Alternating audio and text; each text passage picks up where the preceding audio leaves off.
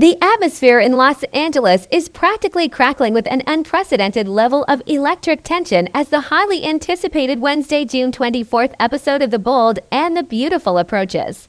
The stakes have never been higher, and the battle lines drawn between the legacy of Forrester Creations and the rising ambition of the newly revitalized Logan fashion house are about to ignite into a full-blown corporate and familial war.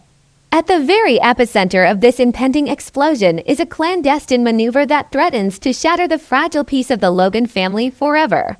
The audacity of Katie Logan Spencer and Bill Spencer to schedule their mystery designer's fashion show a mere 24 hours before Eric Forrester's legendary haute couture return has sent shockwaves through the industry. But the real drama is unfolding behind closed doors, away from the flashing cameras of the paparazzi. Inside the sleek, modern confines of Katie Logan's executive office, a storm of epic proportions is brewing. Brooke Logan Forrester, vibrating with a potent mixture of righteous indignation and fiercely misplaced loyalty, comes storming through the doors like a hurricane making landfall. Brooke is a woman who has spent decades intertwined with the Forrester family, her identity so deeply meshad with their legacy that any attack on the company feels like a visceral, personal assault on her very soul. She demands answers, her voice echoing off the glass walls as she aggressively confronts her younger sister about the sheer audacity of Logan's latest business move. Brooke perceives this sudden, aggressive launch date as a deliberate, calculated slap in the face to Forrester Creations, a malicious attempt by Katie to overshadow the family that Brooke holds so dear. She's absolutely relentless, her eyes blazing with suspicion as she demands to know the identity of the mystery designer who is supposedly going to dethrone the mighty Forresters. However, Katie Logan Spencer is no longer the timid younger sister willing to cower in Brooke's formidable shadow.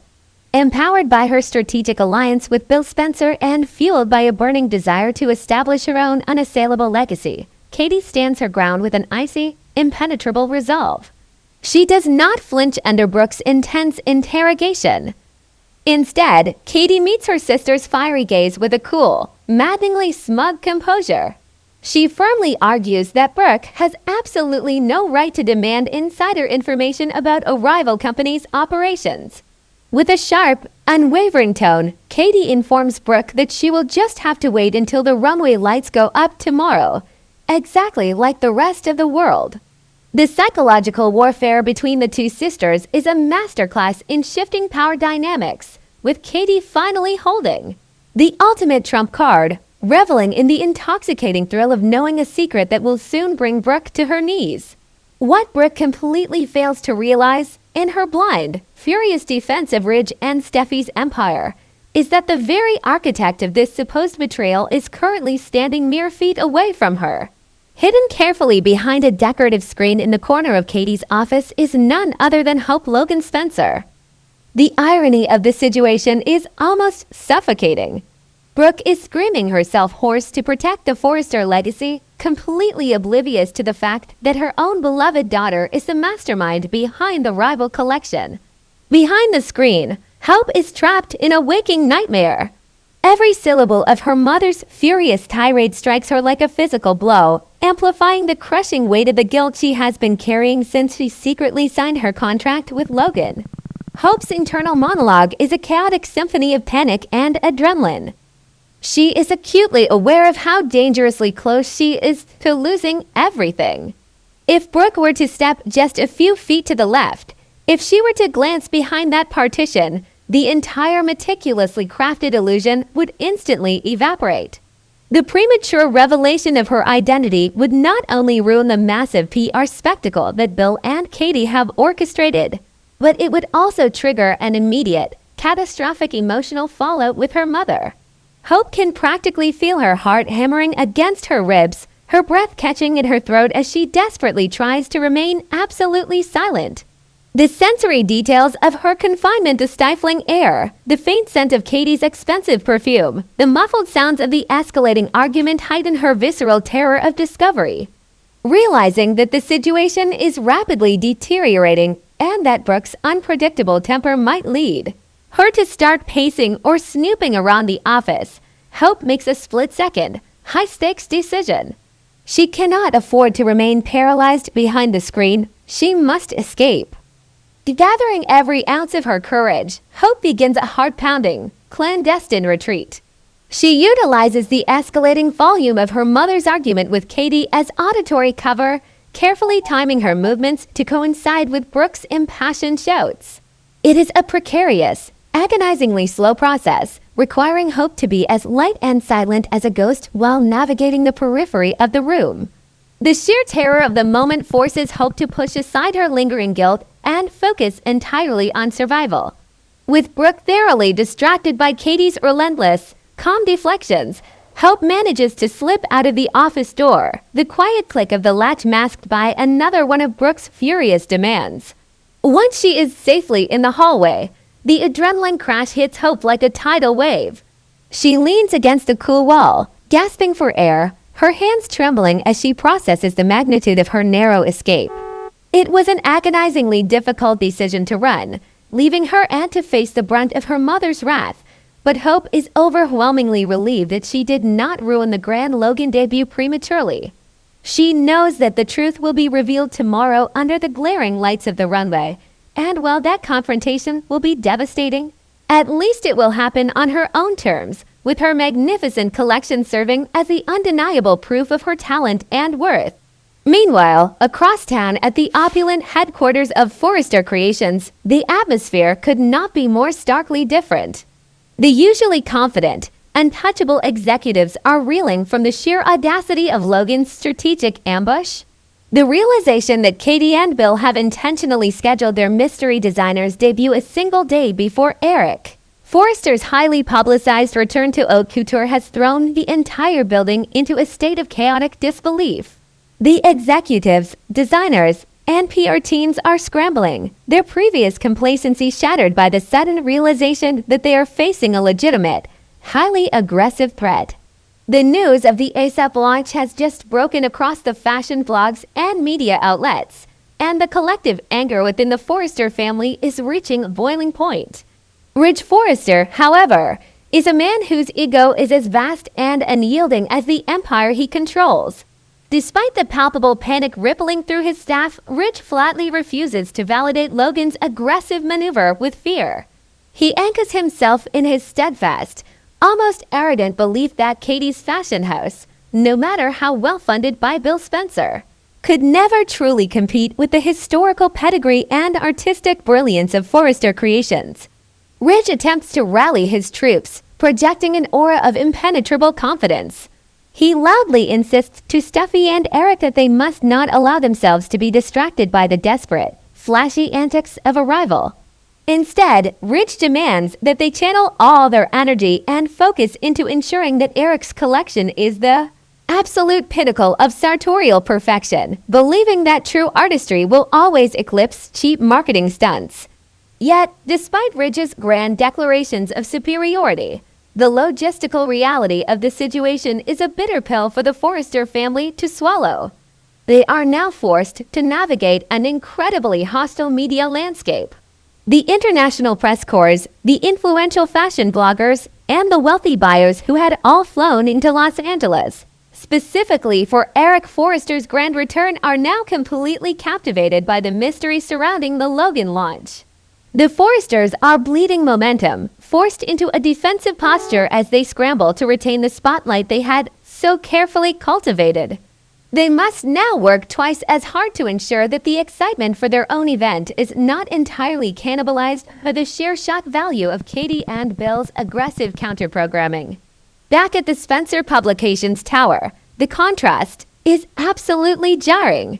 Far removed from the frantic, sweat-inducing panic of the Forrester boardroom, Bill Spencer and Katie Logan are indulging in a moment of pure, unadulterated triumph.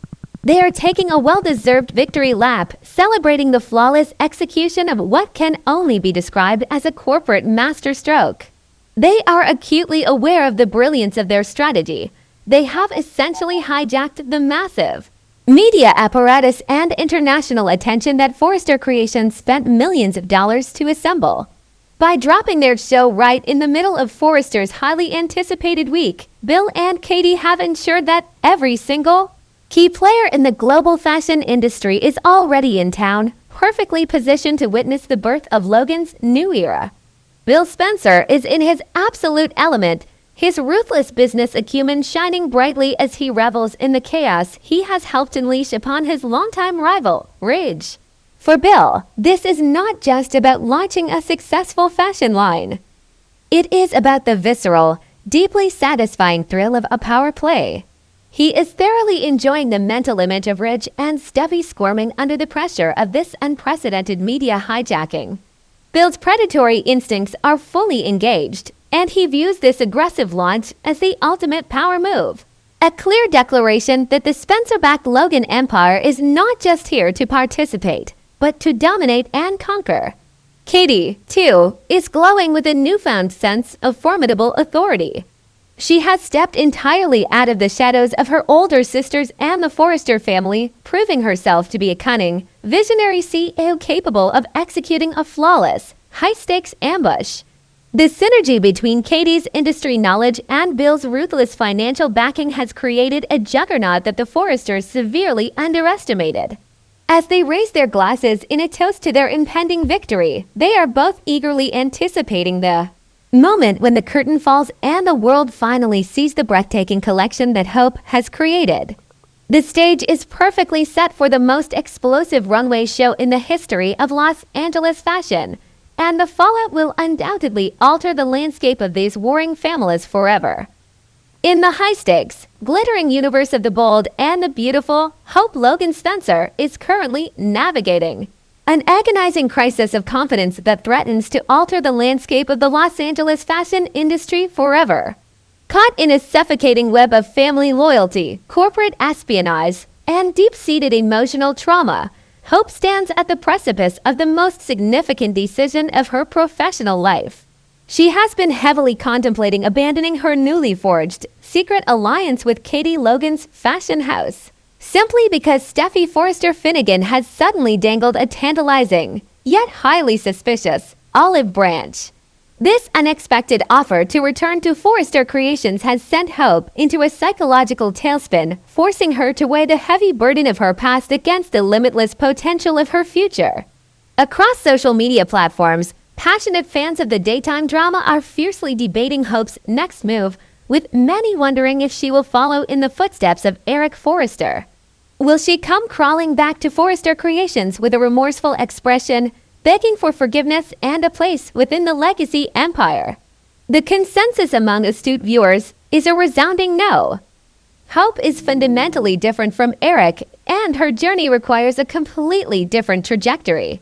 She is not a patriarch bound by decades of foundational loyalty to a single building. She is a visionary designer who has been repeatedly marginalized. It is time to dissect exactly why Hope must remain steadfast in her commitment to Logan, forget the toxic halls of Forrester Creations, and never cast a single glance backward. The genesis of this current crisis can be traced back to a masterfully tense confrontation in the executive office of Forrester Creations. We recently witnessed Hope spiraling into absolute panic when Steffi Forrester Finnegan looked her dead in the eye and declared that her leave of absence was officially over. Steffi casually revealed that she had greenlit the immediate relaunch of the Hope for the Future line, strategically timing it to coincide with Eric Forrester's highly anticipated haute couture collection event scheduled for the following week. For Hope, who had already secretly signed a contract to design for the rival Logan fashion house, this was not a moment of triumph, but a terrifying trap. She was utterly paralyzed, rendered speechless by the sheer weight of her own deception, and teetered dangerously close to confessing her new employment right then and there. Before Hope could break under the immense pressure, the universe intervened in the form of Brooke Logan Forrester. Brooke burst through the office doors, and upon hearing Steffi's seemingly miraculous news regarding the Hope for the Future revival, she entirely hijacked the conversation. Brooke's overwhelming jubilation and premature celebration created a chaotic smokescreen that Hope desperately needed. Unable to stomach the crushing guilt of her mother's genuine happiness, Hope executed a hasty, adrenaline-fueled retreat. She practically sprinted out of the Forrester building, leaving a bewildered Steffi and an ecstatic Brooke in her wake. Hope's frantic flight led her directly back to the sanctuary of the Logan offices, where a deeply anxious coalition consisting of Katie Logan, Bill Spencer, Deke Sharp, and Liam Spencer eagerly awaited her return. As Hope's composure shattered and she began to hyperventilate over the magnitude of her betrayal, it was Katie who stepped up to provide the grounding reassurance she so desperately required. Despite Katie's comforting words, Hope remained profoundly distraught. The root of her anguish was not a fear of betraying Steffi or Rich Forrester. Rather, it was the agonizing realization that she was actively deceiving her mother. This internal conflict is destined to escalate, especially with Brooke marching over to Logan to aggressively confront Katie later this week. Yet, when the dust finally settles and the emotional debris is cleared, it is imperative that Hope remains firmly planted on the Logan side of the battlefield. Maintaining her newfound allegiance to Katie, Bill, and Liam is infinitely more logical than subjecting herself to a regressive return to Forrester creations. To truly understand why Hope must sever ties with her former employer, we must conduct a thorough autopsy of her relationship with Steffi Forrester Finnegan. The primary reason Hope must stay at Logan is the undeniable, deeply ingrained toxicity of Steffi's leadership. Steffi has historically viewed Hope not as an equal partner or a valued creative asset, but as an inferior subordinate to be managed, disciplined, and occasionally humiliated. Throughout the past several years, Steffi has consistently undermined Hope's authority, publicly belittling her in the workplace and systematically stripping away her creative autonomy. This professional subjugation has frequently felt less like corporate strategy and more like a personal, vindictive punishment. Steffi's authoritarian reign forced Hope into the heartbreaking position of firing her own brother, Deke Sharp, from the design team.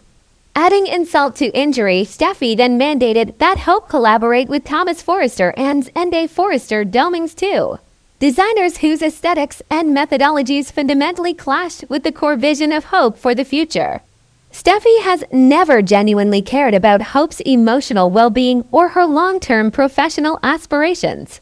Even their brief, fragile truce during the period when Liam Spencer was believed to be dying has long since evaporated, replaced by a cold, calculating corporate rivalry. What makes Steffi's current behavior so incredibly alarming is the sudden, jarring shift in her demeanor. Historically, Steffi has been adversarial, frequently denying Hope a clear timeline for the return of her fashion line and dismissing her concerns with a wave of her hand. Now, however, Steffi is pulling Hope into unexpected, physical embraces, hugging her multiple times during a single conversation. This abrupt display of warmth is highly unnatural and practically screams of an ulterior motive. Steffi harbors a deep-seated disdain for the Logan family, a prejudice that has colored her actions for years. When Steffi initially shelved the Hope for the future line, she blatantly trash-talked Katie right in front of Hope. She has repeatedly painted the Logans as thieves, betrayers, and opportunists. This anti-Logan sentiment is embedded in Steffi's DNA, and no amount of fake hugs will ever change that reality. Hope has no obligation to endure this psychological warfare and thinly veiled contempt. Beyond the Steffi dynamic, there is the undeniable trauma inflicted by Rich Forrester.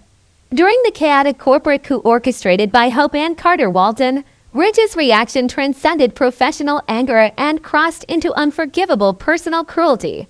While it is true that Hope and Carter's attempt to seize control of the company was ethically flawed, Ridge's verbal assault on Hope was deeply scarring. He hurled vile insults at her, explicitly stating that nobody liked her, and subjected her to a profoundly humiliating public termination. This was not just a CEO reprimanding an insubordinate employee. This was a man who had helped raise Hope, a father figure, completely destroying her self-worth. Ridge has never offered a genuine, face-to-face apology to Hope for the venom he spewed. He may have casually mentioned his regret to Brooke in passing, but his failure to directly address the trauma he caused Hope speaks volumes about his true lack of respect for her. Another critical anchor keeping Hope at Logan is her brother, Deke Sharp. If Hope were to succumb to her anxiety and return to Forrester Creations, she would essentially be shattering Deck's dreams and sabotaging his burgeoning career. The creative synergy between Hope and Deke is undeniable. They are thrilled to be collaborating on this newbie and B project, pouring their shared passion into a fresh, youthful collection. Hope has already been forced to break Deck's heart once when Steffi demanded his termination. To inflict that specific pain on her brother a second time would be a devastating betrayal of their familial bond. While Katie might theoretically retain Deck's services even if Hope departed, the magic of their current endeavor lies in their partnership. The harsh reality is that Hope harbors no genuine affection for Forrester creations anymore. The solitary force pulling her back toward that toxic environment is the overwhelming guilt she feels regarding her mother. Brooke's desperate, lifelong crusade to maintain peace between the Logans and the Forresters has inadvertently turned her into an emotional anchor weighing Hope down. Brooke should prioritize her daughter's happiness and mental health over corporate loyalty. Brooke is intimately aware of how Steffi torments Hope, how Ridge disrespects her, and how deeply uncomfortable Hope is working alongside Thomas. Instead of blindly celebrating a return to the status quo, Brooke should be empowering Hope to chase her dreams, telling her to embrace the environment that finally appreciates her worth. The emotional baggage tethered to the Forrester Creations building is simply too massive for Hope to carry any longer.